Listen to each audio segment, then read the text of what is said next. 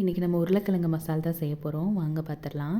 Stove on பண்ணிவிட்டு oil ஊற்றிட்டு கொஞ்சமாக கடுகு, சோம்பு, இஞ்சி, கருகாப்பில், கொத்தமல்லி, பூண்டு இதெல்லாம் ஆட் பண்ணி நல்லா வதக்கிக்கலாம்.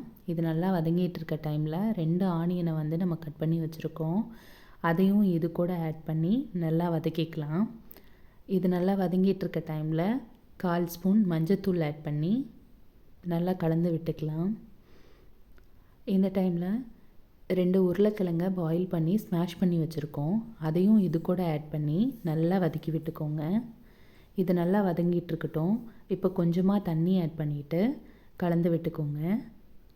இது கூட கொஞ்சமாக உப்பு ஆட் பண்ணிக்கலாம். உப்பு ஆட் பண்ணி நல்லா கலந்து விட்டுக்கோங்க. நம்ம 2 ஸ்பூன் கடலை மாவு எடுத்து வச்சுருக்கோம். அது கட்டி இல்லாமல் நல்லா தண்ணி போல் கலந்து இது கூட ஆட் பண்ணி நல்லா கலந்து விட்டுக்கோங்க. கொஞ்ச நேரம் மூடி போட்டு கொதிக்க வச்சிடலாம். நம்ம வந்து ஒரு தக்காளியை கட் பண்ணி வச்சுருக்கோம். அதையும் இது கூட ஆட் பண்ணி ஒரு 5 நிமிஷம் கொதிக்க வச்சு இறக்குனீங்கன்னா சுவையான மசால் ரெடி.